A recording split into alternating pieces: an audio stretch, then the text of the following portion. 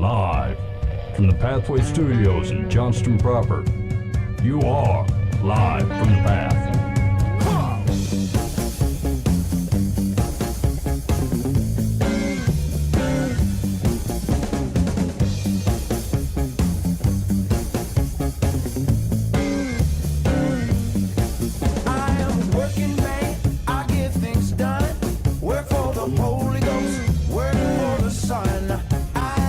And you're listening to Live from the Path. My name is Ben Foust. Hi, Ben.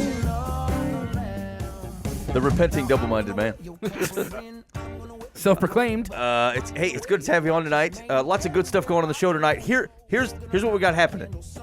Boo ran into some creepy 3 a.m. evangelism at the Perkins, and I want to hear about it. Yes. So we're going to see what's going on with that. We're going to do some secular versus Solomon. I give you a bit of wisdom, and you have to tell me whether it's a biblical bit of wisdom or whether it is of the world. Basically, can you tell the difference between pithy sayings from the world and genuine wisdom distributed by biblical figures? Yeah. And if you know I'll give you the option, and you either tell me it's a secular, and if it's not biblical, you got to try to tell me the country of origin. Where did it come from? I've played the game before. Okay. All right. Secular Solomon. I have too. Well, I don't know why. Why are you talking to me and Buva like we're nobodies? I can't look at anybody else. You just happen to be in my peripheral vision. I'm sorry. Eric, learn the rules of the game. Hey, I've played this before. This is for the three audience members out there that are listening. That's fair. No, that's solid. That's solid. So we'll do secular versus Solomon. I've got some Pope-style advice on how to deal with your wife. Yikes. I'm going to lay it on the line. Thank you. Here's how your wife can be dealt with. Hey, Ben. Have you run this by Amanda? Hey, No. hold on. Okay, It's I good. was wondering. What if my wife is listening? Am I going to be in trouble This when is going to be straight up all right. I don't know how you conduct your affairs. It's probably not right, though. I'd be on guard. I think that's a valid point. I think we can assume it's not right.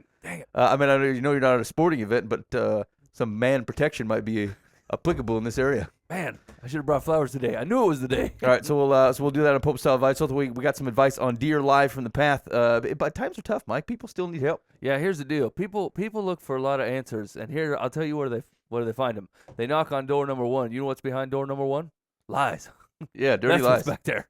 People always try to solve problems with lies, and it's always a gamble, and it always turns out to be in the house's favor.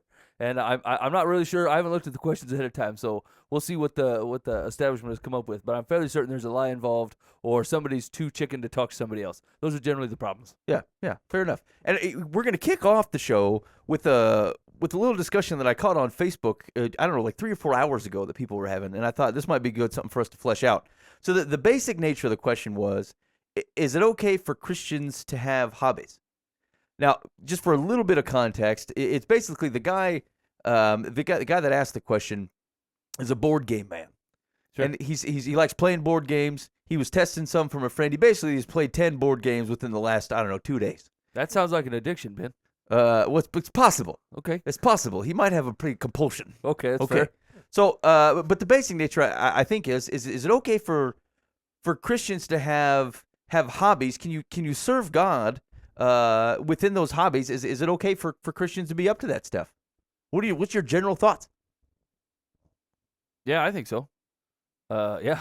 I'm not sure. There's a ton of discussion here. Actually, what I thought of, and maybe that's just coming from my perspective at the moment, it's totally fine for Christians to have hobbies. I feel like it's not probably fine for dads.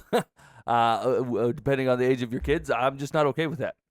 That's kind of my Like stance. any hobbies, or can you do that in a healthy way? No, well, I'm sure that you can, but here's what I guess what I know from personal experience. I had hobbies prior to getting married and prior to having kids, and my kids are 6 and 3, and I literally look at them and look at my wife, and I think those are going to be off the table for probably 10 years. They just are, and maybe that's unhealthy. You know, maybe it is healthy. I don't know, but I can look at it. I can look what the priorities of what I want to do with my family and with my kids, and I just think I just can't slice you out the time.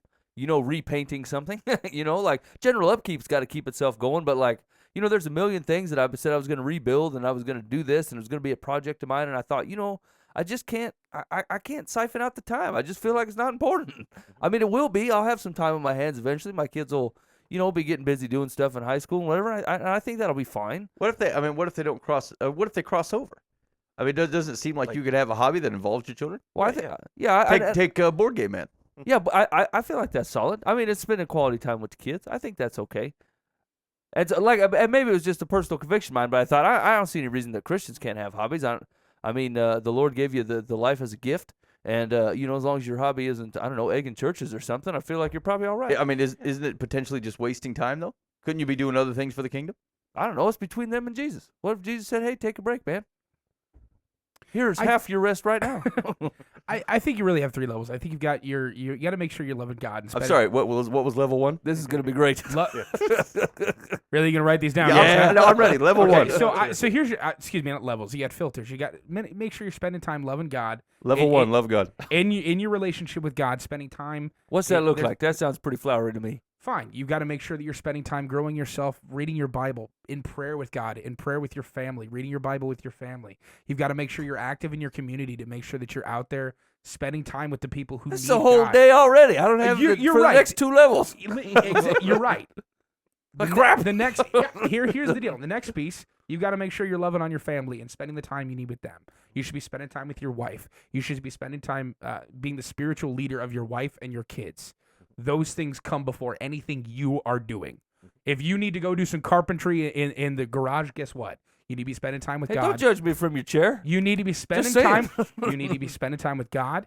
You need to be spending time with your family. I can pray Leading why them- I put some carpet down. You sure can, and I'm not saying you can't.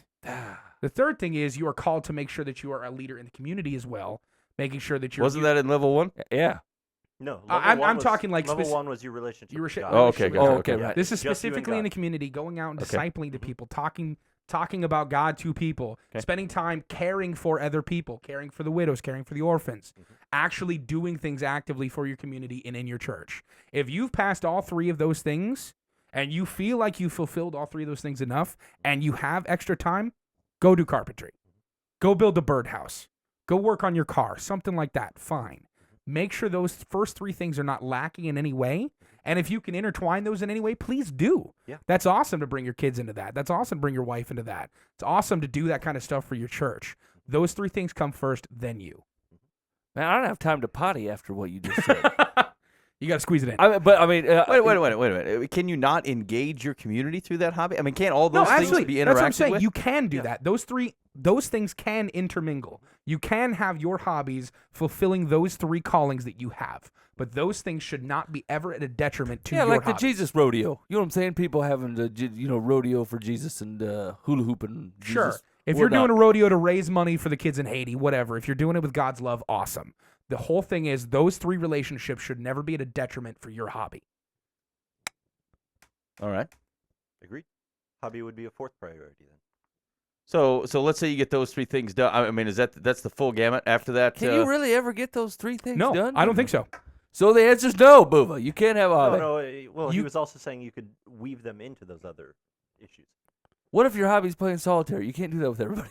Yeah, you can play solitaire. Go to an old folks home, play some solitaire with them, and talk to them about Jesus. I'm sure you can. So here was the example I was thinking of as I was driving in was like what the fuck guy's like a whittler. He whittles figurines like on his porch with a knife. Sure. That guy's unbiblical? No. No. I Why never not? said that. Why is he not How unbiblical? it's sitting on his porch whittling a man out of a piece of wood. How is he hitting either of these 3 things? I don't know, but do we know he's not? No, that's what I'm asking. He's by himself. He's not with his family. He's not He in the could be community. sitting there in Priority relationship with 1. God? He could be praying while what if he's not praying Then while is he's he out? whittling? I'm sorry. I Is don't this know. taking up so much time that he's not spending time with God? He's not spending time with his family. And he's not Well, spending time okay, with here's community? the reason. It's like it's kind of jokingly, ha ha ha. But here's the reason that it's important: is like you have absolutely nothing concrete to say to a man who's looking to live a life for Christ and has no idea what to do next, has no idea how to divvy up his time. Like let's get down to the brass tacks. When you say stuff like, "I need to, have a good relationship with Jesus Christ, spend time in prayer." And worship and reading my Bible and getting to know the God that I'm going to spend eternity with. Okay, check. Yep. I need to support my wife, love her, help raise my kids, and have an involved spiritual leadership in that home. And then I also need to disciple as I go. Okay, so as a guy, I look at that list and go, I have no idea how to do any of that stuff, right? I don't have because let's say you spend so much time, say, with the kids, your wife suffers. You spend so much time with your wife, you don't have time with the kids. You have so much time trying to be going out and missioning to the world that your family's left back in the winds. Here's the deal. Mike, you you're, can. you're describing someone who hasn't got that first priority in order. Okay. I mean, all the other things are going to fall out of balance if your priority with God is out of balance. Because how? Because otherwise we've got nothing to go off of. I mean, essentially God's the solid foundation that all the others have to rest upon. And so if all the others are falling out of balance, then there's a pretty good chance that there's something even more fundamental that's actually out of balance. Okay, so what you're submitting then is the answer to, say, steps 2 and 3, as Boo has laid them out, is basically prayer. Lord, I need you to help me figure out where my time needs to go. Mm-hmm. I think that sounds fair. Is there a nature of I mean, are there not things? Is there not creation around us, or even the concepts of, say, art and things like that God has given you to enjoy? I mean, should it be Absolutely. okay? It's all there. Well, so I guess I'm like, again, take the whittler and the painter. Don't check off that you have to deal with the example. Right. You chose a man who's got a committed job and family and community around you. I'm presenting a man that doesn't necessarily fit into your sociological framework. You have to deal with him. Okay, whittler, or guy painting. Okay. Excellent. So it's an artist of some kind. Yeah. So All right, okay. so art is his hobby. He's probably got some other job. Maybe he's got a family. He's retired. He paints. Okay. Well, anyways, you can pursue your hobby and also pursue God at the same time. Okay. But I mean, for a couple hours on this Saturday, he's painting, and that's all he's doing. He's not praying. He's not shaking hands. He's not feeding the sick. Is it a problem? I don't think so. I think you're never going to reach a point where you're 100% at all points in time going to be doing those three things. I think you've got to spend some time for yourself. Do I think You didn't include that in your step That was list. not in the steps. You're right. That is a perfect situation. If you are at all points in time spending time with God, discipling your family, and then taking care of the community, you're never going to have any time for anything if you were doing that 100% of the time. Is it possible to do that 100% of the time? I don't believe so. Obviously, you're going to have to work some time in there for yourself. I don't think that's a huge situation. I just want to make sure that if you can consciously say that what you're doing is a detriment to those 3 first relationships you should be having, then maybe you shouldn't be doing it. Does it If it's an hour or two, obviously I'm not trying to put a specific number on it. Maybe it's not really a detriment to those first 3 relationships. Maybe the guy is spending a lot of time in his relationship with God, and as he's discipling his kids and making sure that they're growing up in knowing God, and spending time with his wife and making sure that he's the spiritual leader of the home, and his outreach in his community, is spending time with his church, is spending time growing with his church and growing people in the church. Does that mean that there's no time in his week for anything else? Not necessarily. I don't think that's always going to be a problem if he spends 2-3 hours on a Saturday painting or whatever amount of time. All I need you to make sure is that those 3 relationships are not suffering for your gain. And that's not a tangible number just to say. I can't say spend 15 minutes every Saturday whittling, and then the rest of the time, Jim John, you better be in the church. Why is he a Jim John? He's just a regular dude. Oh, Bruce. Jim John was the name I came up with. He's a normal whittler. He Why doesn't is have Jim to John have 2 why, names to why whittle. is Jim John not a whittler's name? Sir, I won't sell Are you you this saying that the whittling people? knife Are you unless there saying are 2 names. people named Jim John can't whittle? No, they're well-known whittlers. They open up. Then why are you arguing my Jim John? I just feel it wasn't necessary. You're ridiculous.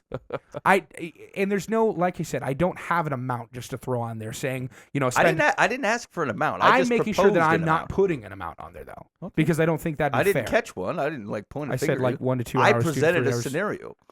Okay, so I just think that your main focus should be to make sure that you're spending time with those 3 relationships, and what you're doing by yourself is not a detriment to those 3. If you're whittling and your kids are inside being yelled at by your wife and you're not spending time with them, guess what? And a You should- murder is you should- happening across the street. Guess what? You should probably be inside, Jim John. Seriously, get off your butt, stop whittling, and go take care of your wife and kids. If you haven't been to church in 10 years because you spend every Sunday morning on your rocking chair that you made whittling, Okay, hold on. Now you're paying All right, the that's straw an man addiction here. now. This is, yeah, that is an addiction. you're making the outrageous. That's the. I am. What was I what am. was the answer? He asked, "Can a Christian man have a hobby?" Yes, The answer is yes. Okay. Yeah. All right. Yeah. It's just in balance. as long as his name is Jim John, is whittling. See, then there's not a murder happening. And there's not a murder And happening. your wife has and gone your wife is Manson on not- your own kids. Man, There's certain things that you have to make sure of. I know you asked about this guy, but I'm going to paint a completely different man and describe him some kind of outrageous horned devil man who whittles in the night. Hey, I care about Jim John. I just Under want to the make sure his whittling does not become excessive. Glow of burning buddies. Jeez. All right, you're listening to Live from the Path. Go do your hobby. It's fine.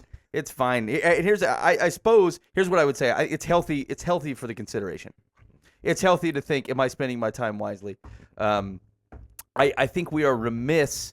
We are ignoring a certain part of God's character if we look out on the landscape and on the world that He's created, that He called good, and said, we shall not enjoy those things because of the other, like the work that otherwise we feel called to do. Both are appropriate. And I think we have to be careful about regulating what God wants us to do by things that our society is willing to accept. For example, sometimes we consider Bible study to be a very it's a cognitive thing, but it's a I'm trying to think, in our culture and in our day, when the word study has a connotation to it, right? That's not a conversation with people around you. It's me in a dark room with a candle and my Bible open, and that's the way that it gets done. I've never studied then. No, you don't. No, not after that conversation. Your judgment upon Whittler has shown me that way. But like, there's connotations where if Bible study looks different even in other parts of the world, and it's not wrong. You know what I'm saying? And so, like, I think we have to be careful how we look at that. I think hobbyman's fine. I think go about your business, enjoy the talents and the desires that God has given you. Look for opportunities. And frankly, here's what I think. I think God gives you those things, and you can use them for the first three things. For the levels of 3. I think it's awesome. It's a way your passion gets passed on to your kids, and you get excited to teach them things, and you can teach things to other people, or you get introduced to other people that you can share Christ with. It creates opportunity. I wouldn't sometimes we hinge too much on that. Sometimes I think, like, I'm just going to commit to this thing and wait for the opportunity to arise when there's tangible work to be done around me, but like I've chosen the me-centered way of doing it and hope that God would bless it. Dear Lord, I found this. Bless this so that I may keep doing it. That's foolish. But in balance, it's actually, I think it enhances the things that go on in levels 1, 2, 3.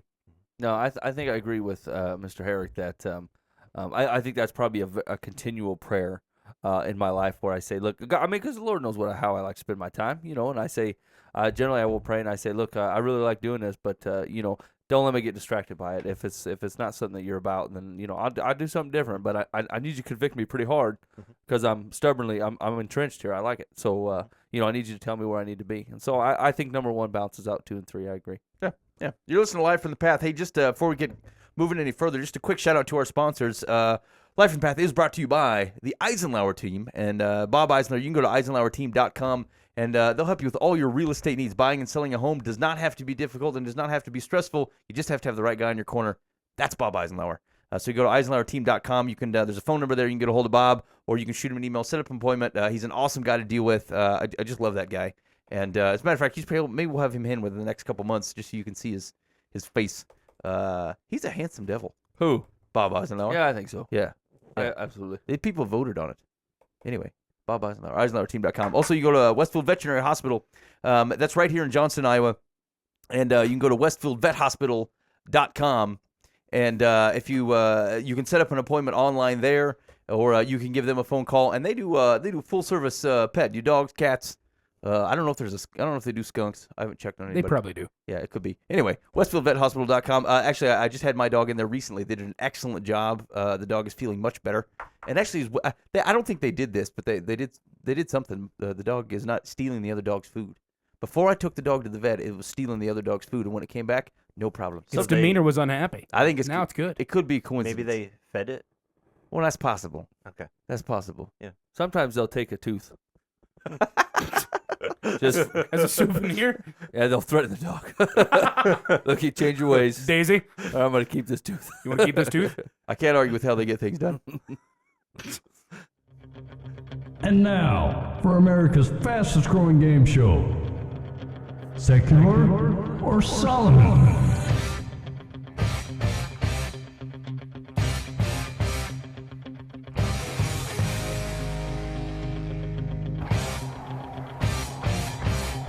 If you're checking out the live show, you're really getting some tasty graphics. If not, you're just sitting in your car thinking, how did I get to the Classic Rock Station?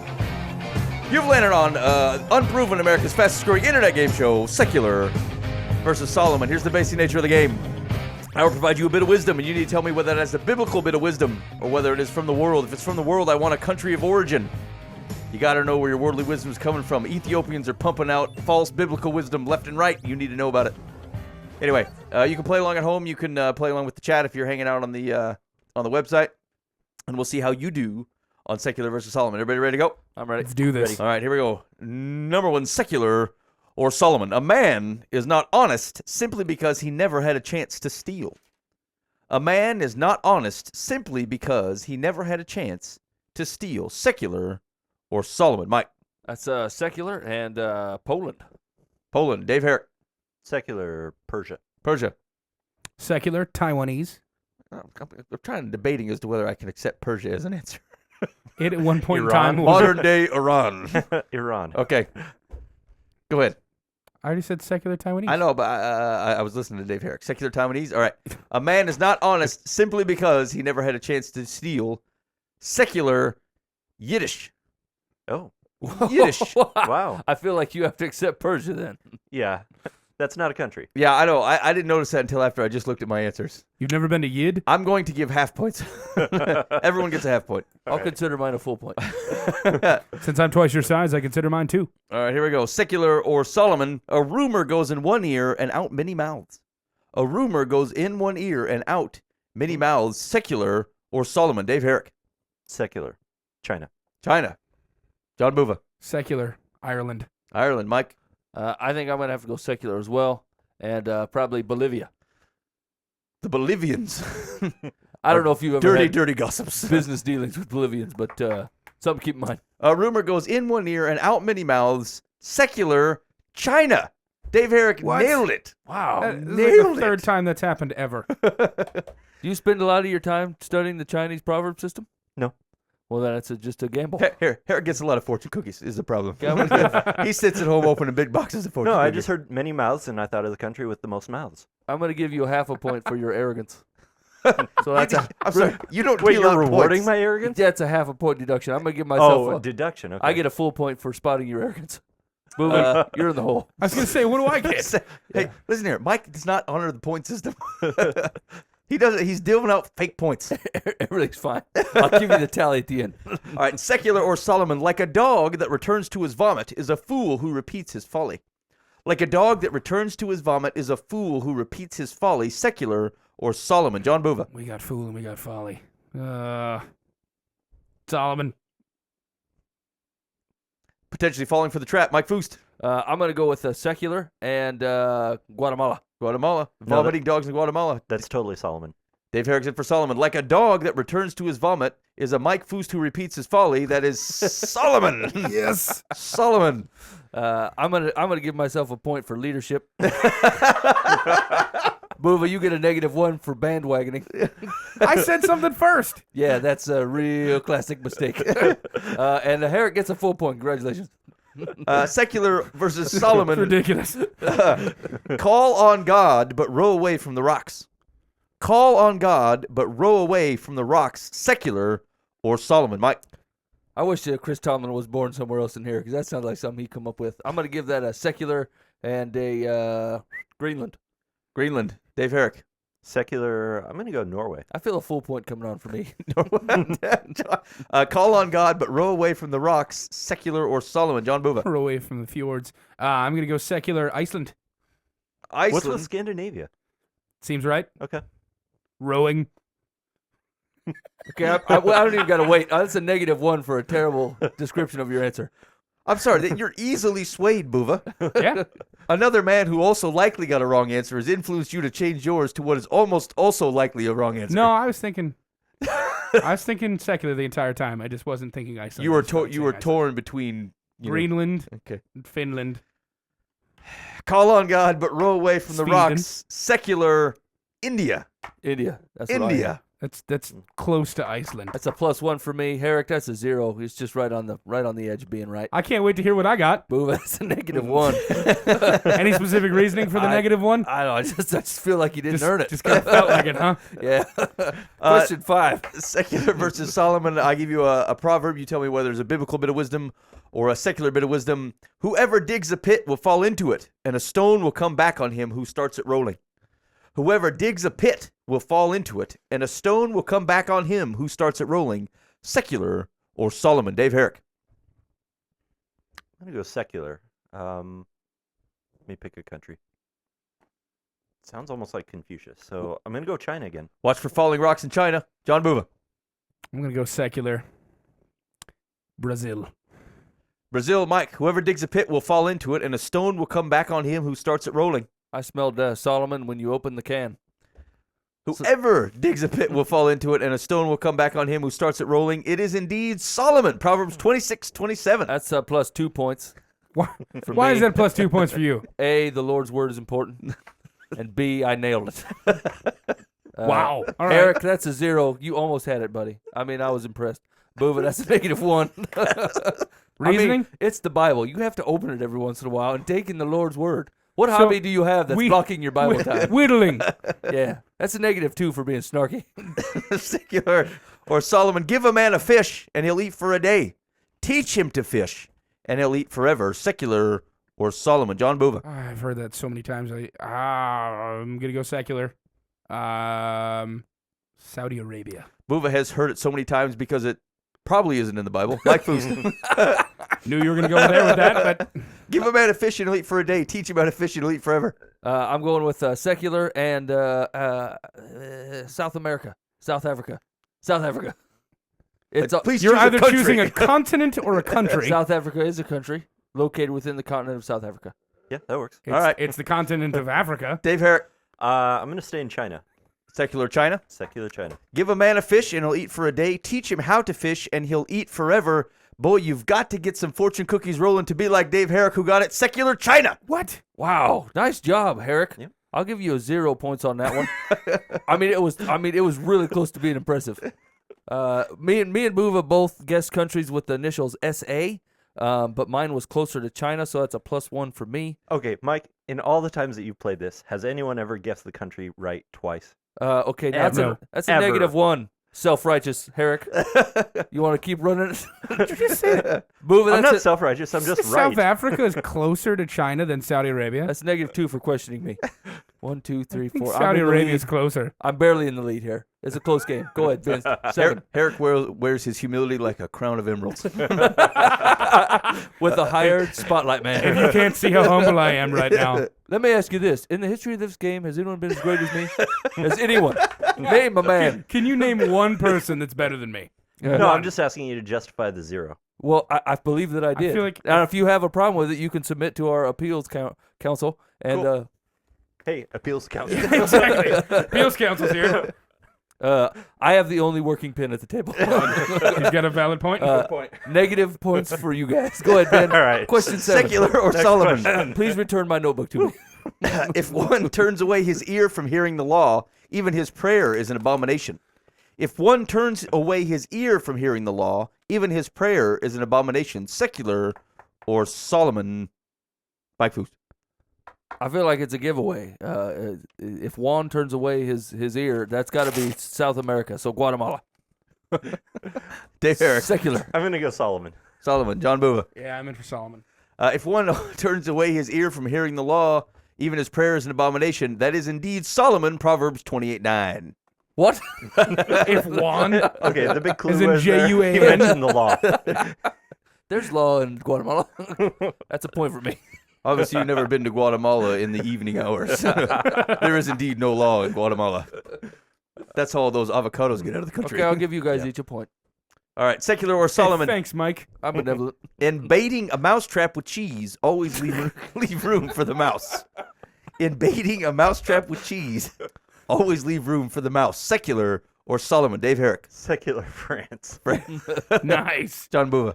Secular Italy. Sticking with the Western Europe, Mike. Secular and China. In baiting a mousetrap with cheese, always leave room for the mouse. It is indeed secular. Greece. For the win. Greece. That's a point. You've been playing America's fastest growing internet game show, Secular versus Solomon. We are on the last one. Please identify whether this bit of wisdom is of the secular nature or is a biblical bit of wisdom. Here we go. For pressing milk produces curds. Pressing the nose produces blood. And pressing anger produces strife. Wow. For pressing milk produces curds. Pressing the nose produces blood. And pressing anger produces low voice strife. Secular or Solomon. John Buva. Go secular Egypt. Egypt. Trouble in Egypt. Mike. Secular Russia. Kurds and blood. Dave Herrick. Secular Germany. For pressing milk produces curds, pressing the nose produces blood, and pressing anger produces strife. And if you press your Bible long enough, you'll squeeze out Proverbs 30:33 with that bit of wisdom.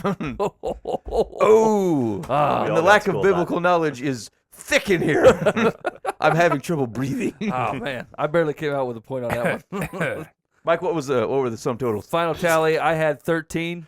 Herrick had 7, and Buva was -4. All right. Movie, you really stinking this game. Yeah, I'm really awful. Somehow I keep answering them so wrong. It's in the negative. Yeah, I can't explain it That's myself. your rationale? Yeah. Yeah, it sure is.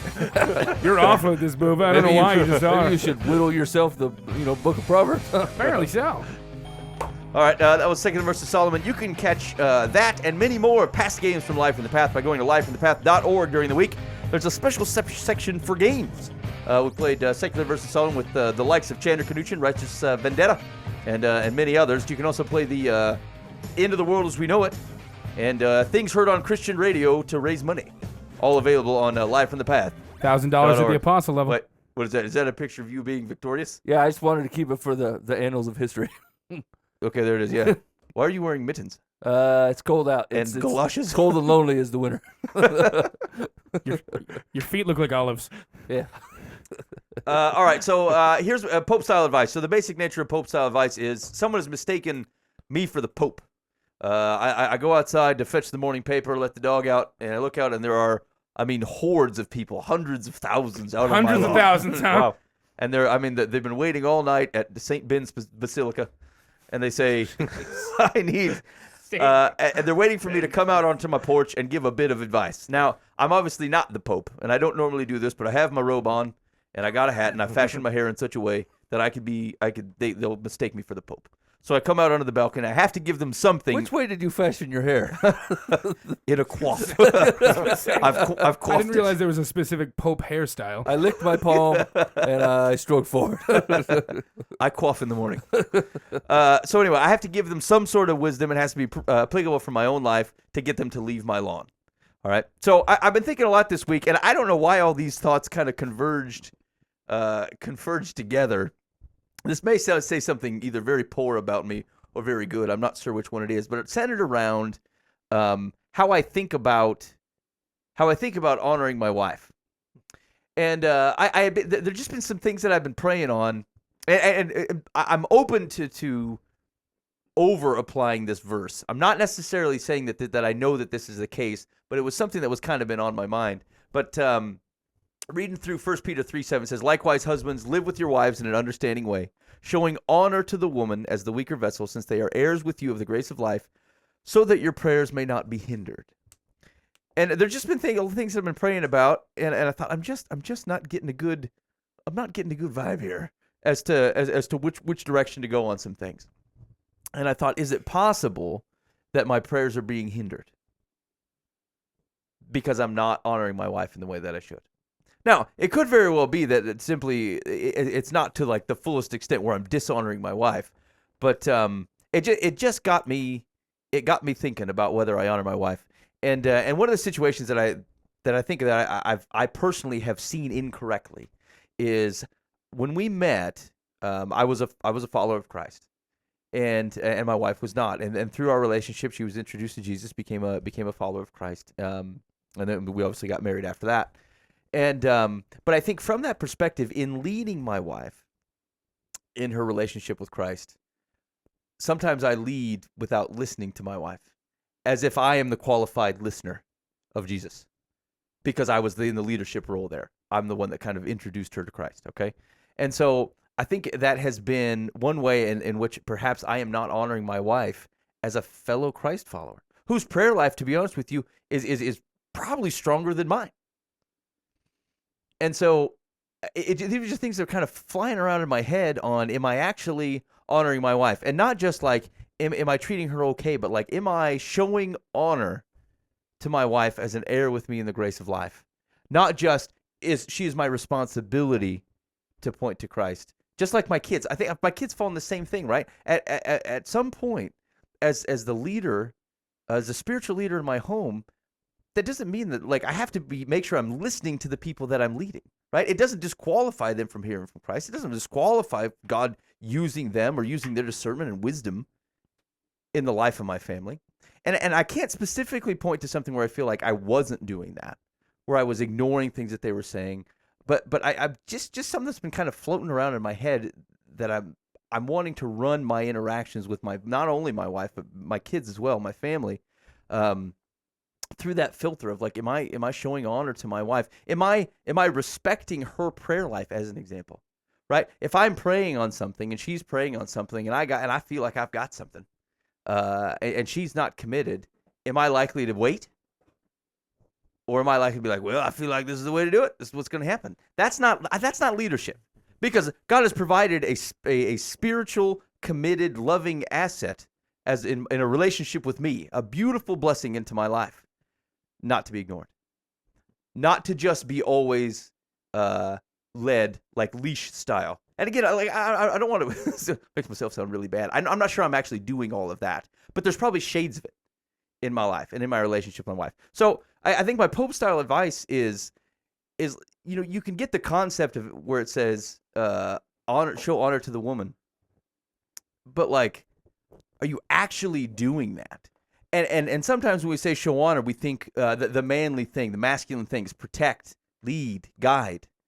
But those things involve things like listening and being close to and respecting as other people, as other worshipers and followers of Christ, that God will use in unique ways, perhaps to also lead me through those circumstances. And so maybe it's just open your eyes and maybe expand your vision of what honoring your wife is. Maybe expand your vision of what leading your family looks like. It's not, if you think of it primarily as a responsibility, you will enact it as primarily responsibility. And I think you'll lose the relationship aspect of not just people that you are leading and caring for, but other Christ followers that are in your family. And there's beautiful depth to that on what God can do to you as a leader of your house through the people that you otherwise spiritually leading. And so that's my Pope style advice. Expand how you think about honor, expand how you think about leadership and spiritual direction and being a guide to your family, and just make sure that you're not running your family over to drag them to the place that you want them to go. It's Pope style advice. Get off my lawn. That's I don't know. That's a hard. It's not as easy as it sounds. You know what I'm saying? Like, there is a lot of good Christian fellas I know that run into that exact gray area, and usually it's because it's like an elastic cord. You know what I'm saying? Like they will let go of the spiritual leadership for so long that they've gotten so far away that when they shoot back, they way overdo it, and like it's this perpetual. I'm doing too much. I'm doing too little. I'm doing too much. I'm doing too little, and it's a hard fight for them. And I'm not gonna say that I'm not victim to that as well. And it's actually funny because like the stuff that you're saying, I notice it in the smallest ways, but like it comes out most when I speak to the dogs. And because here's the deal, like sometimes I have a very unrighteous anger towards my animals, and not like in a violent, terrible way, but like I have a very short temper with them, and the reason is it gets passed on a little bit to other members in my family, because I get into the mindset where I'm like, you don't realize what I'm responsible for. When I say something needs to happen, it needs to happen right now, and I don't know what you're doing and why it's taking so long. And it becomes like it starts to lose all of its patience and all of its love and all of its intent. Yeah. And it starts to be a black and white, we're running an operation here. This place needs to look spiritually shipshape. When I say it's time to pray, I don't want to see you run around. I want to see you do a somersault one more time. I said it's prayer time. Now let's do this thing. Yeah. You know what I'm saying? And like God will convict me of it's me every once in a while. It just is, right? Like if we're being honest, it is. It's just me. I tend to bail on that side, and it is really embarrassing, and it breaks my heart later when I think about it. And I'm so sorry that's the way it went down. But like the stuff that you're saying, I don't know. It resonates for some reason, as something to keep in mind of like, sometimes we get caught up in Bible translations when we talk about, well, what was the original Greek? What did that word mean? Blah, blah, blah. You know what I'm saying? And like a lot of the connotations that we get in the Western world we get from our use of that language as well, right? Like people will argue over different translations of the Bible. Well, that doesn't change the connotation of whatever word they choose to go with, you know. And so like some of that language in Peter is very strong. You know, leadership. I can't put up with a whole lot of gruff. I'm responsible. The buck stops here. Here's the deal. And I don't want a whole lot of mingling and inner talking here because you know that I have to shoulder this, so let's just do it my way. Yeah. I'll take the lumps or I'll take the praises, whatever. And like that really is a really poor way to run your family. And I don't know. I really appreciate that Pope style advice. Dave Herrick? I just had a question about the tail end of that verse. I just had kind of, I don't know, mental disconnect between. I see the loving and the honoring of your wife and just submitting to her, but or like a weaker vessel, it mentions, and that she's a co-heir with you in life of grace. But it's that last phrase, that so that your prayers may not be hindered, that really catches me off guard. It's like, how would that affect my prayers? The way in which I lead my wife, how does that affect my prayers? And is God more receptive to my prayers if my marriage and my family are all, trucking and on a good track, or is he less? I'm just wondering if you guys had any thoughts on that one. Just on the connection about how tangibly or intangibly, how does that? How are the prayers actually hindered? Yeah, apparently in Peter's mind there was a very direct connection in some way, shape, or form, and I guess I'm just not seeing that at the moment. I mean, is it more of well, see, and that I suppose that's the question. We talked a little bit about this last week. Like the verse can't say, like that portion of the Bible can't say more to us than it did to him. Like, because the first thing I would think of would be like, is God just revealing something about his character in this? Not to say that it's not true, but like, is he revealing something about his character and the way that he looks at marriage, and maybe the intensity of which he looks at marriage and says, look, if you're making oaths, you're making covenants here. You made a covenant with me, I made a covenant with you, you made a covenant with your wife made a covenant with you, and you both made that covenant with me. And this is what I think. And if you're not going to keep that covenant, then maybe you're not much a covenant keeper. I don't know. You know what I'm saying? I'm kind of out on a limb here, but I feel like there's like God puts a very kind of almost like Buva's stages of whittling here, but like he puts the funnel in. He says, I need your relationship with me, your kingdom head and your kingdom lens to be top priority, followed by your wife, followed by your kids, followed by your job, followed by everything else, right? But I need it in that order. I need it succinct, and I need it to be working in that way. And if you're not willing to do, because God asks, we talk about that a lot too, is that the end game is not the point. It's the details. It's the ways. It's the means is that he's worried about. And part of the means is that you made a covenant with somebody, and he wants to see it kept because you made it in his name. And so if you're not even willing to do that, maybe that's not put your heart in the right place for your prayers to be receptive to him anyway. Yeah, and I wonder if it has a little bit of a flavor of, like, if you're talking about from Matthew 6, for if you forgive other people when they sin against you, your heavenly Father will also forgive you. Now, it's not a sinful item, but like it's a why would God listen to you if you're not listening to your wife? Yeah, exactly. And I think it's got a hint of that, and when you're almost mirroring a relationship there, on how God is.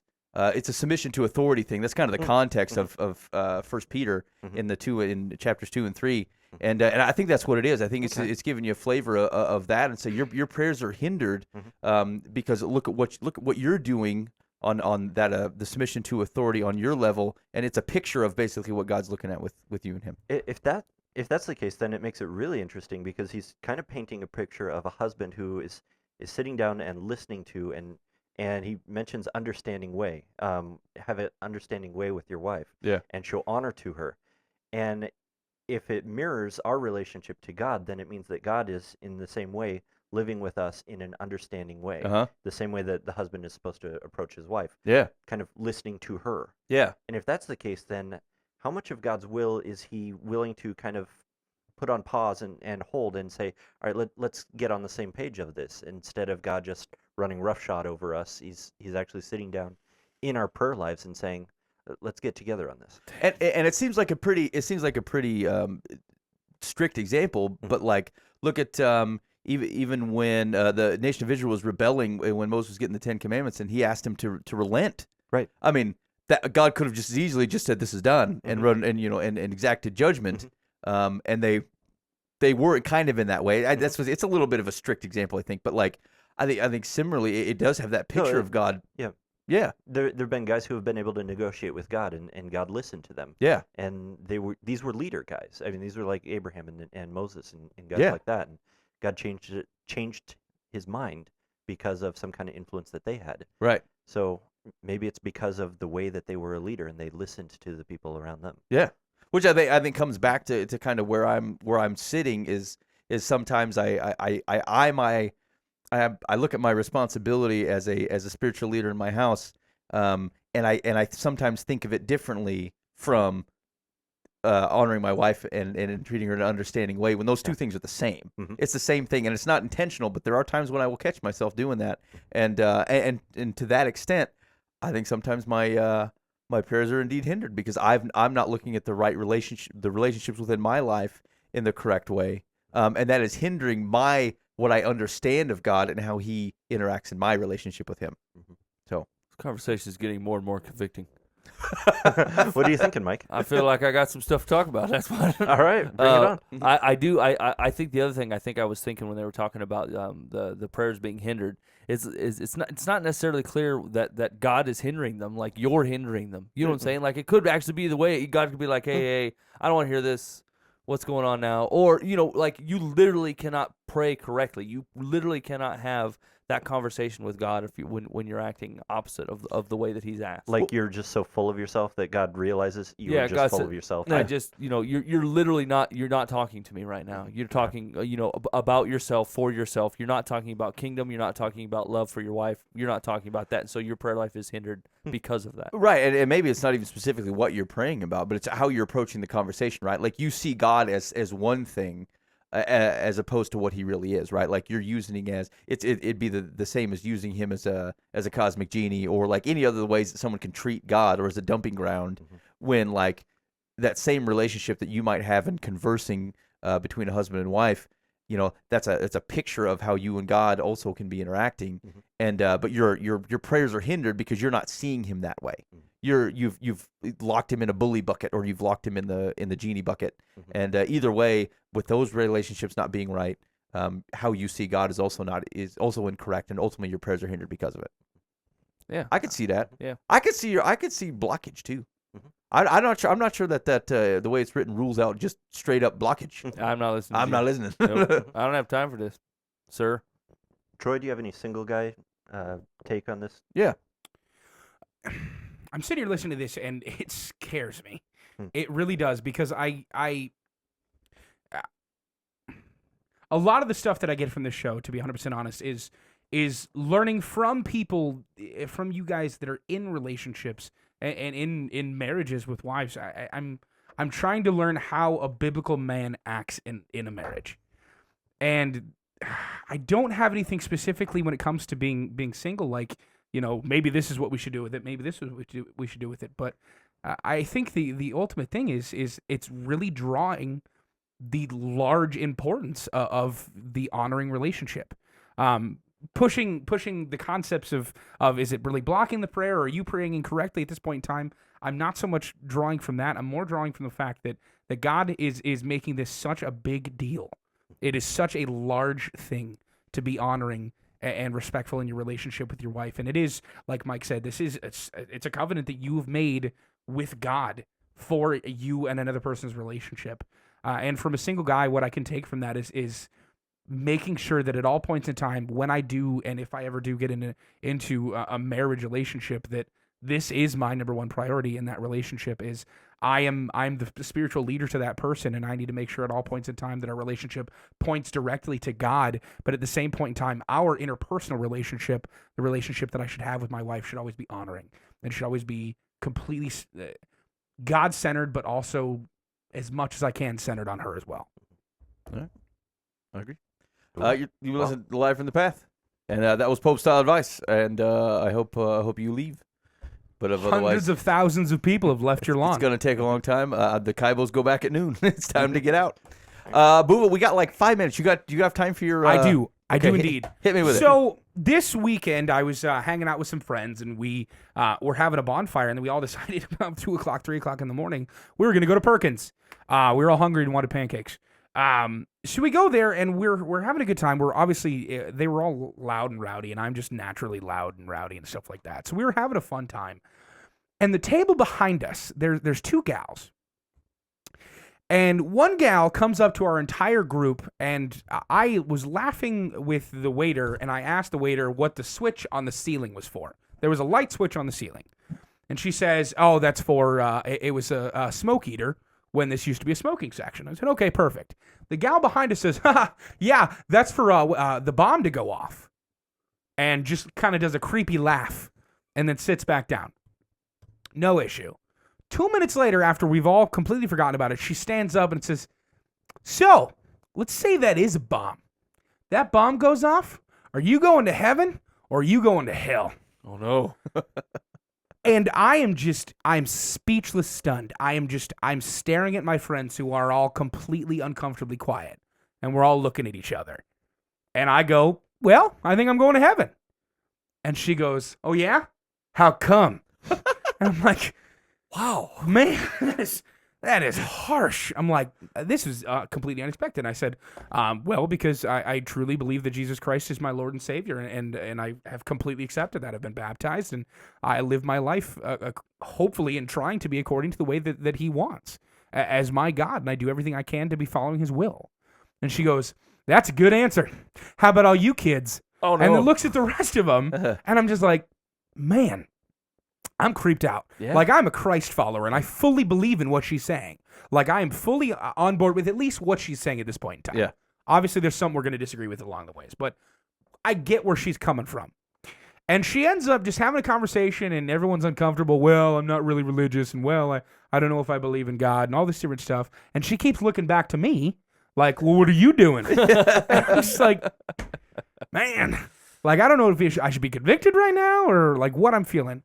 And here's my biggest deal is I felt like, and by the way, one of the creepiest things she said was, she asked one of my friends who said, well, I'm not really religious. She looks at her and says, well, can we pray real quick? And I'm like, heck yeah, I like your style. That's cool. Like, I'm all for that. Let's pray, seriously.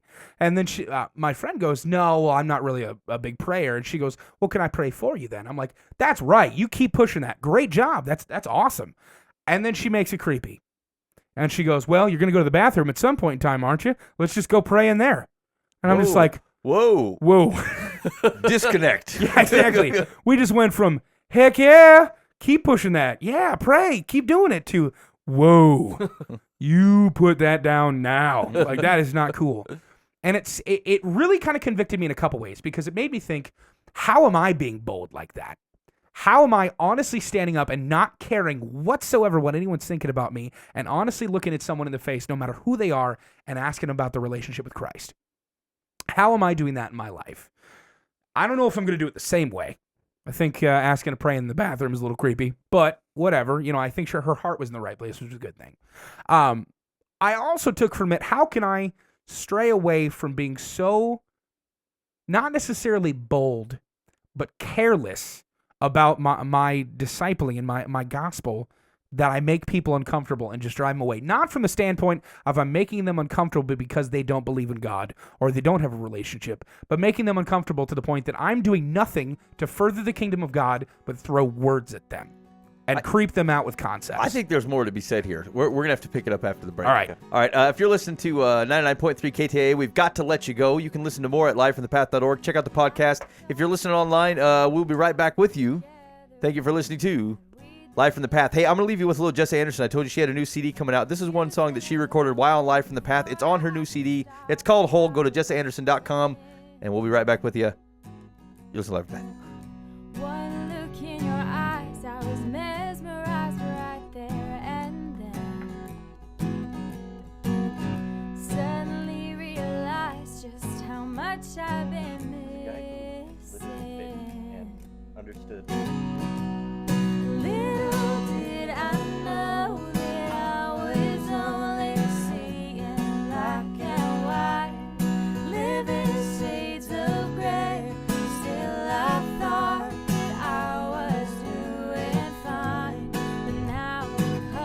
That's Jess Anderson. Caught Me by Surprise. You can find it on the album Whole, available at jussanderson.com. I really love this song, by the way. I thought it was very good. They did a great job with that.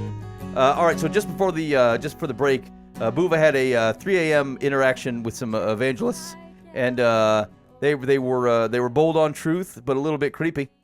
And you left us with two questions. The first one was, how can I be more bold? Mhm. And two, how can I be more bold without creeping people out? Right. Does that sound like I got your questions correctly? That's exactly right. All right. So, any thoughts on the basic nature of the story, fellas? Questions for Buva? Well, all right.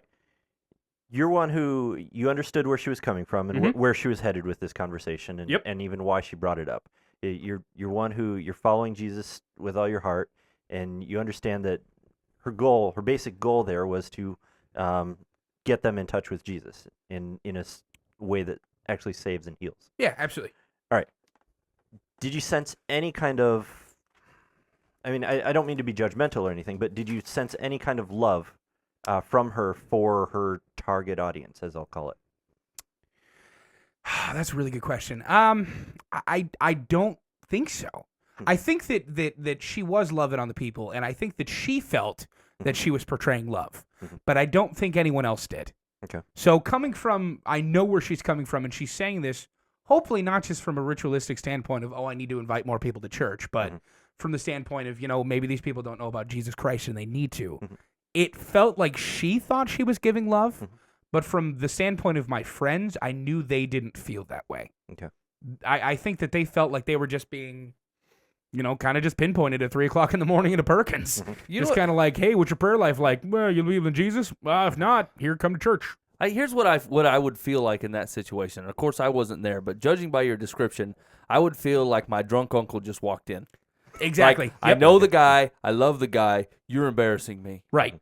That's what it would feel like to me. Like, because I've had this happen before, where I've been talking about the kingdom of God with a couple fellas. I mean, over months, years. You know what I'm saying? We're making headway. We're getting there. We can at least have the conversations without eyes rolled and swearing. You know what I'm saying? We're making some gains. Yeah. And then they talk to some wingnut over the weekend. Yeah. And all of a sudden, I'm not credible along with the wingnut. You know what I'm saying? And I thought, why did you have to talk to that crazy man? And I'm like, hey, here's the deal. If I'm talking to God and I submit myself to prayer and it's time to put the gas down, I'll put the gas down. Right? And so I feel like God blooms you where you're planted. He puts you around people that need to hear about his kingdom, and he gives you the ability and the insight. And like, I pray for this all the time, Lord, let me see what it is, not what I want it to be or what I think it is. Let me see it for what it is. And so and then tell me what to do. Right? And so like, if you're earnestly speaking that, I feel like when it's time to go a little bolder and start stepping into their life, I feel like he's going to tell you when that is. Yeah, it's time to do it. And then you find out that some nut job showed up and like waxed the whole thing. And it would really irritate me. I've had that happen to me a couple times, and I'm like, why did you have to open your mouth, crazy man? You don't even know these people. She told me that my aura was really glowing and was really bright. Aura. That don't sound right. Right, exactly. That don't sound right at She all. was just like, you just got this kind of aura kind of deal, like the Holy Spirit's really there. Secular Haiti. Yeah, exactly. and that's exactly how I felt. Is I'm not looking for credibility with my friends. I'm really not. I don't think that that's going to happen, to be 100% honest. I just want to be a light for them, and I want to be. This is what it's like to have an honest faith with Christ. Like, you don't have to be that. You don't have to be creepy televangelist. You can have an honest faith and still not necessarily creep them out or be a normal person, but just not like completely throw them away. But the way this gal came at us, it really felt like it was kind of a, what are you doing? Well, like, get away. Here's the deal: is it kind of, I think, to Dave's point, truth on its own doesn't love. It just doesn't. Like, it is not a loving thing. Like, just because it's true doesn't mean it's love. However, you can love someone through truth. You know what I'm saying? Like, it can be true that I can say, hey, I'm concerned about where you're going to end up in eternity. I can say that. And generally, from a black and white perspective, I'd much rather see you go to heaven. But that does not mean that I love you. It does not mean that I care about you, really. It just means that I'm being obedient. Right. And there is a difference it's hard to introduce someone to the love of God doing it through a completely unloving means. Say, because the question would be, would she have the exact same conversation whether it was you guys sitting there or not? If it was someone completely different that had no relevance to you whatsoever, that didn't betray the fact that she could see you, would have been the exact same interaction? And that's why the tracts are not loving. That's why the pamphlets are no good. Right? It doesn't. You're completely devoid of God's character of love. Now, I'm not saying the truth should not be communicated. That's the nature of love. Like you cannot have love without speaking truth. But truth on its own is not love and should not be treated as such. And I think that's the issue we run into is you get this hardcore thought that like I will do this to as many people as I can, and so they start handing out the pamphlets, so they say the same thing. They use, maybe that's a bomb. If it was a bomb, would you go to heaven or hell? Like, well, yeah, smooth. Yep. Yeah, you're a real That's what I'm thinking about 3 a.m. at the Perkins. Total conversationalist. I think this is one of the things that we miss, and I'm talking about Christians in general, Christ followers in general, is I don't think, and I agree, truth in itself is not loving. I think that we bombard people with facts. We bombard people with the, God is real and here's why conversation. Have you ever looked at a giraffe, blah, blah, that kind of stuff. I mean, it's just, it's fighting something and trying to have an argument with someone where no argument is needed. You shouldn't be starting from a standpoint of, well, evolution can't exist because of this, and now you believe in Jesus Christ as your Lord and Savior. No, you start from a relationship standpoint. I think you can go and talk to a stranger about God, and God can definitely work through that, and God can work through all circumstances. However, I think that blindly attacking somebody at 3 o'clock in the morning is not the right way to do it. I think that coming at someone and starting a relationship with them, getting to know who they are, serving them, and showing them the love of Christ is 1,000 times better and more effective than anything you're going to do with a Bible tract or anything you're going to do with a fact that you have that might dazzle someone for 2 seconds. Here's the deal. I'm to my dying day, I'm going to wonder what that woman would have prayed about in the bathroom. Right. She would have walked him through the sinner's prayer. It's not a creative relationship with God. And it's basically just repeat after me sort of a thing. And it's like a hostage situation. Pretty much, yeah. That's exactly what it is. That is It's a exactly religious how my ritual- friend felt. ritual hostage. That is Yeah. exactly how my friend felt. Yeah. She felt so uncomfortable because it went from, I've got a direct line connection with the God of this universe, and I would like for you to join with me in that and have a relationship with him. It went from that to, guess what? I've got some fancy words that you might like. That is pointless, that is meaningless, and that is cheapening the relationship you have with Christ. Yeah. Well, it's not even words that you'd like because they've not shown any Right. interest in that. Yeah. I mean, I've heard it explained one time that it's like showing up at somebody's doorstep with a gun and pointing at their head and saying, "You're going to date me. You're going to date me or I'm going to shoot you in the head." That's your option. That's if you're going to die, you're going to go to heaven or hell. That's basically it. Yeah, sure, they might say yes. I mean, is that the fruit? Does that start bearing the fruit of a positive interaction, a growing relationship of love? Well, they will eventually love me, gun to head still. They'll come around, but at least I got them to go out with me because that's what really needed to happen. Yeah, that's the nature of our evangelism. We're hoping That's for a good Florence point. Nightingale, right? We're hoping to get you under duress, and then after a while, you just begin to, find some affection there. Yeah. Yeah, because that's how persuasive the Lord is. Let's cause Stockholm Syndrome in everyone. All right, listen, an impersonal approach is no replacement for a personal relationship. And you need to be displaying your personal relationship that you have with God, the ways in which you are trusting in God. And that's what's on display is your faith. It is your faith. And so if you're talking about impersonal facts, I mean, that's good as long as it's supporting your faith, as long as they're seeing how it's lived out. I mean, that's really what's going to speak to people is how is this actually impacting your life? Yeah. And how is Jesus real in your life? I mean, we could debate evolution versus creation for I don't know how long, and that's not going to convict anyone. I mean, you can fully convince someone that Jesus was raised from the dead, and you have established the facts of that. And so what? Yeah. Where does the rubber meet the road? Yeah. But even as I say all that, and we get this great example of, I guess, what not to do. What's really awesome is it's not about the messenger. It's about Jesus. It's about what he did. I mean, that's why, what's the verse? We hold these treasures in jars of clay. The treasure, this faith that we have is Jesus. Ourselves, we're just very cheap clay vessels compared to that. And so we're imperfect messengers, no matter what.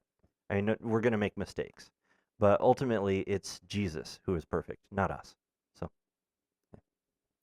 Yeah, Buva. Yeah. Why So, didn't you hug the woman?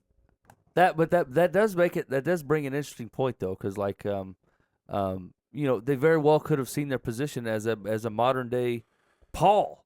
You know what I'm saying? Like, Sure. Like we like to see a lot of a personal relationship, and maybe that's Western culture a little bit. I agree that tends to be more genuine, more authentic Mhm. when people can ask the question, okay, even if all this is true, how does that affect your life, right? And if I can answer that honestly, that makes it a lot more true and a lot more authentic, right? Mhm. But on the other hand, I mean, you read most of the Pauline epistles. I mean, which he's pretty bold. He's out there rocking it. Now, is that something that just God has called Paul and people like him or her to do, and has set us afire for lovey-dovey relationship building? Here's the deal. But look where he's talking, right? Where even when he's engaging with large group of people, he's doing it in a form in which people are there to be engaged, right? He's in temples.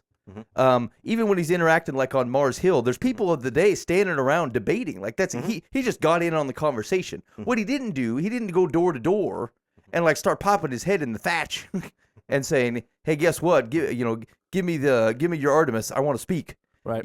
And so like his letters of encouragement are letters to churches. I guess what I'm saying is that when he speaks, it has some relevance to what's going on around him. What you don't see is Paul on the soapbox, and that a lot of times like the guys that are doing the soapbox stuff, they're looking at Paul like on Mars Hill as if he just sat up there and just decided to start a rant. But like those guys, I mean, they're debating like the thoughts of the day. He just got in on the conversation. And so, like, there's a relevance to being part of that. You have people that are already impassioned to be talking about stuff like that, and he's jumping in, and he's not even like he's not necessarily he's not fighting with an agenda. He's in on a conversation, and that information is relevant to him because he's a follower of Christ. Yeah.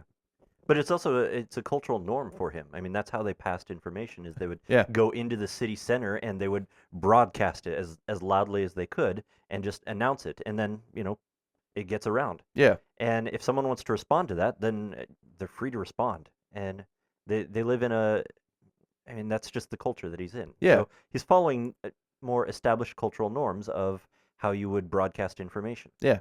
So how would we do that in our culture? I guess we get on a radio or something. Facebook. You listen to Live from the Path. But wait, wild stuff goes. I want to go to the Perkins at 3 a.m. I don't remember getting a phone call said, "Hey, we're going for cakes, Perkins? man." Here's the deal. If I And thought I- Perkins could deliver my breakfast within an hour and a half, I'd probably go. I can call this lady. They're opening a Perkins in the Altoona. Just something to think about. We'll talk about that. Maybe we'll see if she'll come on. Okay. Here we go. Yeah, Ready? go ahead. Yep. Dear Live from the Path, my father passed away recently. Flowers and plants were sent to the funeral home.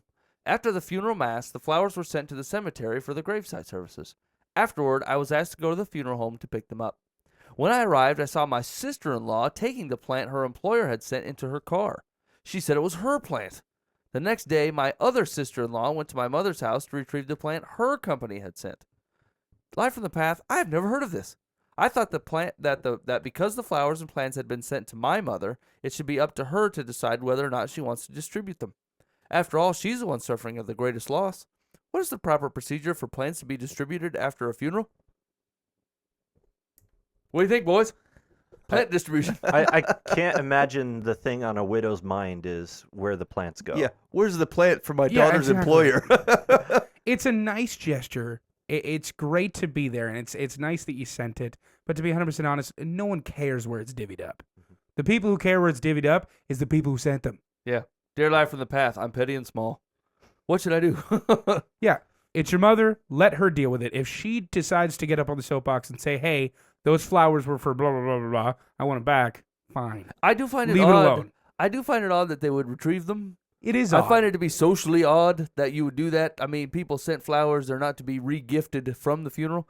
But I guess I don't even. So their dad, it was from their dad's funeral, right? I mean, it's not like their mother is not the only impact to the death. It's not like all flowers upon my decease are for my wife. I think daughter is upset because it's in-laws, sister-in-laws, brothers' wives that are taking the plants. there were more flowers there because their work provided some. I don't have a problem with this at all. yeah, there's no issue. It seems very odd to be upset about it. Let I'm it sorry, go. you're making yeah, exactly. You're making an issue out of nothing. Secular says the plants should be shared. Your mother is not the only person who is grieving. Hey-oh. Your sisters Way to align with secular.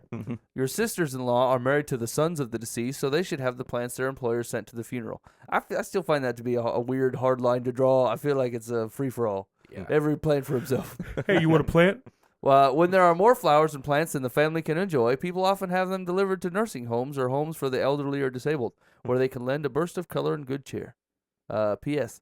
Thank yous to the senders should be sent by your sisters-in-law for the plants that they took.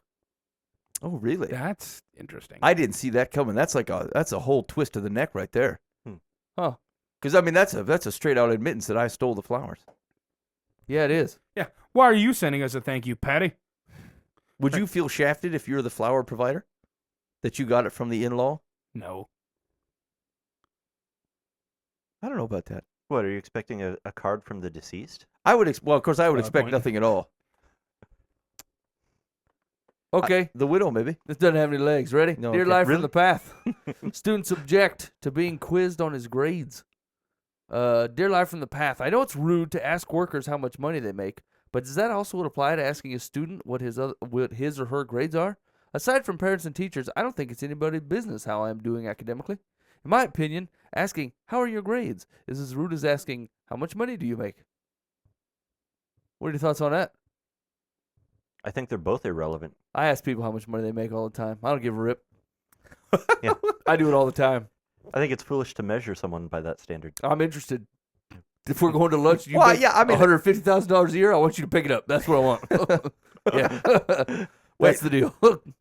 So I suppose that people are asking that just to make conversation, right? They don't know what to say. Yeah, they don't know any How are you better. doing at school? Yeah. Well, in Either they school- don't. Oh, go ahead. Oh, I was just thinking, in school they might be looking to see, did we all collectively do really poorly on the test, or did we all do really? I guess there was a quiz. That, Steve did well. Boo. oh yeah, that's There's true. always one Yeah. guy that oh, rocked yeah. it. I got the vibe that it was like a family friend saying, "Hey, man, how are you doing in school?" I imagine more misery loves company. Yeah, I don't know. I don't have a problem with it either way. This Don't is- share. Hey, I'd rather not say. Here's the deal. Get Like, better grades so you don't have to worry about this. If you're Maybe getting he- A's, you're totally I saying, think yeah, he's I'm getting- getting A's. he's getting awesome grades. He just Well- doesn't want to be harassed about it. Yeah, Whatever. He might be the one breaking the curve, and he doesn't want everyone to know that. That happened to me all the time. No, it didn't. Yeah, it did. No, it didn't. People were like, hey, blah, blah, blah, that test was brutal. And I'd be like, that's all right, I think. You got to throw a little, maybe it wasn't in there. Yeah. But the truth is, I rocked it. That's what happened. That's how you got to live humbly. You know what I'm saying? You don't want to be like, hey, Yeah. Yeah, so you could talk about it. 30 years later? Yeah. Yeah. Okay. I was very humble about my grades in high school. You want I'm to hear just about saying them? here's the deal. Like you can't tell a lie like you failed it. Like they're gonna say, hey, that test was terrible. I think everybody did terrible. And so you can sit there and not say anything and look very suspicious. You say, I think I did okay. I don't know. That's it. That way you put a little doubt in there, but you told the truth. I think that's the way to live right there. You humbly said, I don't know, I think everybody failed it. And then you didn't tell a lie. I think that's how you do it. I don't have a problem with it.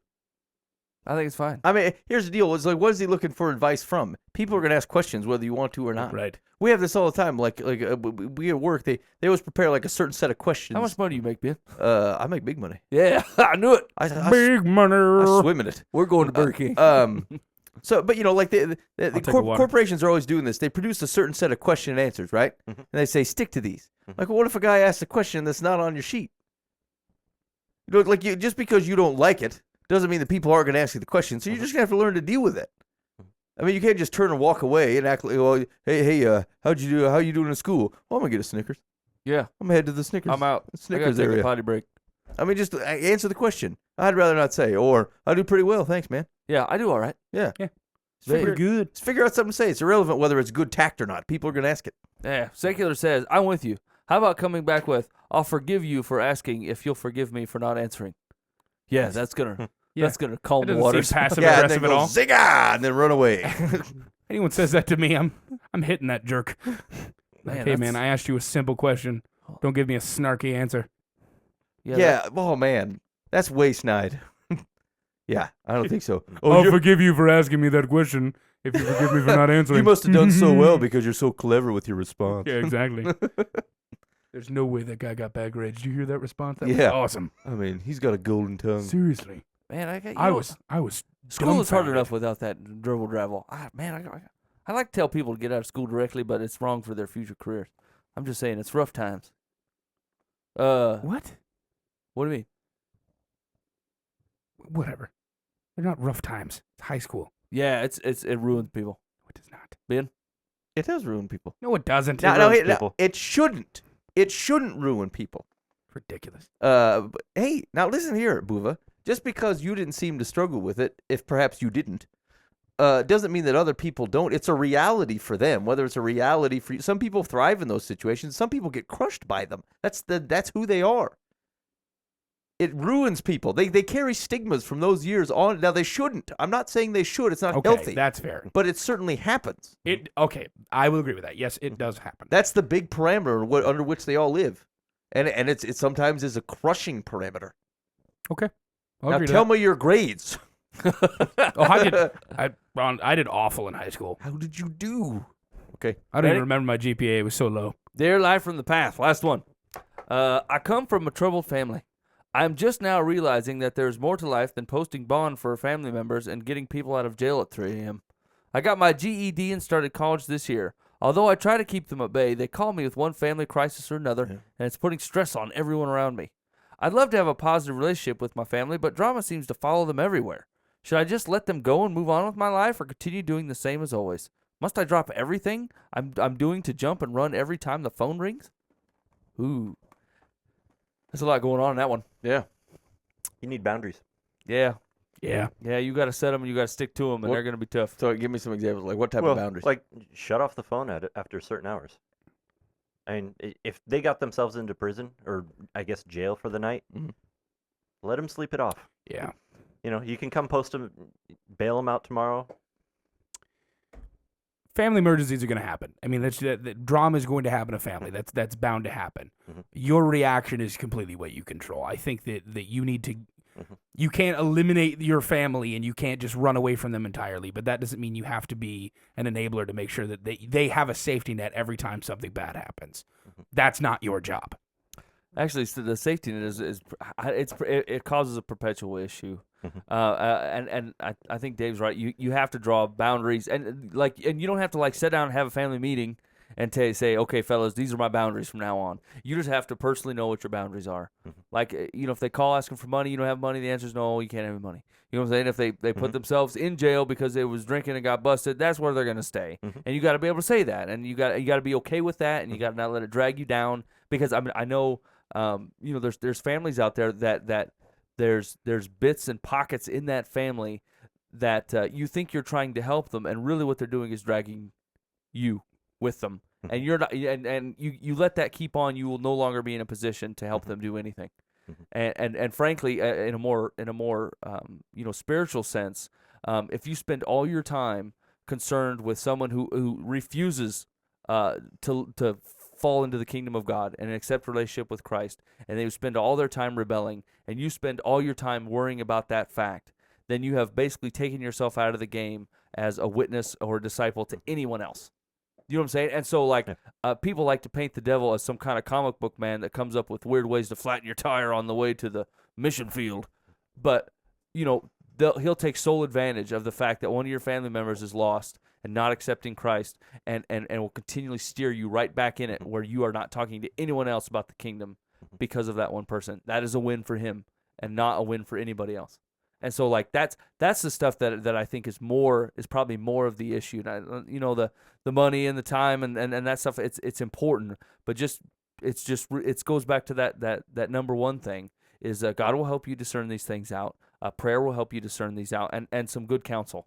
You know what I'm saying? You stick your nose in your Bible, you get yourself some good biblical people around you that you can run some situations by that aren't gossips, and you'll flesh it out. You'll figure out where the lines need to be, and hold fast to them. Don't let them go, because you'll want to. You'll want to dump them. You want to go pick up your mom from jail again. You just want to. You love them, and that's not going to leave. But going down, being taken down with them is not beneficial for you.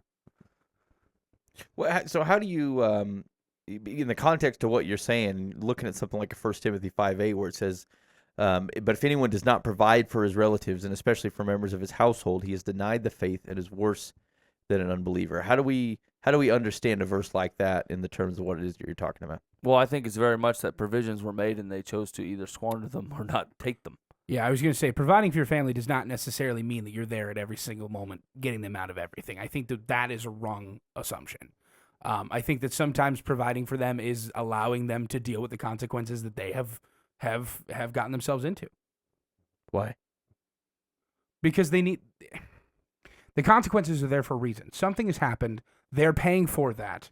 You do not have to be their knight in shining armor at all points in time for you to be giving them provisions and to be taking care of them and to be family for them. Part of being family is loving them. And sometimes loving does not necessarily mean getting them out of everything. Okay. I don't know that verse backs that up, what you just said, though. Like, I mean, I think Ben's overall point is that how do you tackle a problem with this from a biblical perspective? Like, it's not like I don't agree with what you're saying, but I feel like you don't have a ton of biblical backup from what you're Like saying. we're Okay, Go ahead, Dave. let's say you've got someone who is on a downward spiral. They just haven't hit rock bottom yet. And if you're just there enabling them, slowing them down, allowing them just to continue indulging in whatever the thing is that they're doing, you're not helping them. On the other hand, there are things that you can do to help them once they hit rock bottom and they're actually ready for recovery in some form or another. But you've got to actually be wise about what you're doing. So the way that you interact with the person, even though it may seem very loving and very helpful, it could actually be the exact opposite because, just wisdom is not there. It's just it's a fickle seesaw, man. Because the time will come where you're exacting punishments of your own. Like the punishment is I'm not coming because you didn't learn your lesson and you're not getting any better. Mhm. And maybe that's the time that you were supposed to extend a hand and a heart and say, okay, you need some respite, you need some peace, Mhm. you need some influence apart from the influence that you're getting. Mhm. And that's the time. And that goes back to the number one thing of letting God flesh that out. Mhm. Like that's some stuff that I would I mean there's been situations where that been exactly what has happened. It takes a lot of prayer to make sure that you're not exacting God's justice or God's heart into helping them change their ways, and you're fitting into the way that God needs it to be done. Yeah, but you can't step in and be the savior. That only Jesus can do that. Well, that's exactly what I'm saying. Like there's times when let's say for example that your sister's gotten popped for possession 5 times, right? And the 6th time she calls. Mhm. Like your instinct is, I love my sister. I want to go pick her up. I don't want her hanging around those creepy dudes. Mhm. Like we got to go get her. The other flip side of that coin is like how many times I'm going to bail her out of this? She's never going to learn her lesson. Mhm. Both are valid arguments, Mhm. and both could be true in either way, Mhm. right? It just depends on what that situation merits. And I frankly, I struggle with ones to pick some of the time. I don't know. Sometimes I think, they just need to be out of what they're in, be around some influences that aren't the ones that they have, and maybe they'll see Christ in it. And then on the other hand, it's like, maybe they're not even willing to open their eyes to it until they've had everything taken away. Yeah. I don't know the answer to that. God knows the answer to that. Mhm. And so, that I think it's very much a prayer, a prayer and Bible thing. Yeah, I mean the cutting off for rock bottom seems pretty difficult because what you're saying is like absence of an influence of someone who loves Jesus. Good luck. Tell me when you're sick of it. No, I'm not saying remove yourself entirely from the situation. I mean, keep communication open so that you know when they do hit rock bottom that you can actually be there. But be aware enough of what's going on and what you're actually doing. I mean, if you're just handing them money, you know what they're going to end up turning around and doing with that money. So, keep close communication, but be wise about how you do it. Yeah, I mean, and I think what you run into is they're often not that distinct, right? Mhm. If you got someone who's a ne'er-do-well in your family, they're not likely to come and ask you for money to buy drugs, Mhm. but they might say, "Hey, can I stay at your place for a night?" Mhm. And they're not going to do drugs while they're there. They just simply want to stay at your place. Mhm. Are you contributing, or are you helping? I mean, they'll figure out limits eventually. The question is like, what are you doing? I don't know. I think that's a tough role. This is one of these things where people say, how does all those facts you just explained to me, how does Jesus actually interact in your life? This is one of the things. This is one of the things that I have to pray about because I make snap judgments on the wrong every time. Every time I think it's time for them to sit and wallow in it, it turns out getting worse. Every time I think it's time to extend the hand to get them out, I just enable them to do it again. And so like it's a very tough decision, and it's hard to look at it with wisdom, because it gets clouded emotionally. It just does. Yeah. And so it really is a Jesus thing, and I he'll answer you. I know he will. What's secular advice? Secular says, every time you come to the rescue, you further enable your relatives to do whatever it is that has gotten them in hot water. That you have managed to separate yourself to the extent you have and achieve to the level you have reached is admirable. But if you're going to continue to accomplish your goals, you cannot allow your family to distract you from your studies. Set limits, let them know when you can't be disturbed, and turn your phone off. They'll survive, and you'll thrive. You've been listening to Live from the Path, coming at you every Monday night here at 10 to roughly 11:20 Central Time at livefromthepath.org. Also Saturdays at 7 p.m. on 99.3 KTA. Thank you so much for listening to the show. If you have any questions or comments for us, you can always get a hold of us during the week at info@livefromthepath.org, or check out the website livefromthepath.org for past clips, artists that have been on, plenty of cool musical content, including some from Jessa Anderson, who I'm going to send you out with. Her new album, Whole, was out 2 weeks ago. Go to jessaanderson.com and you can pick it up. Thank you for listening to Live from the Path.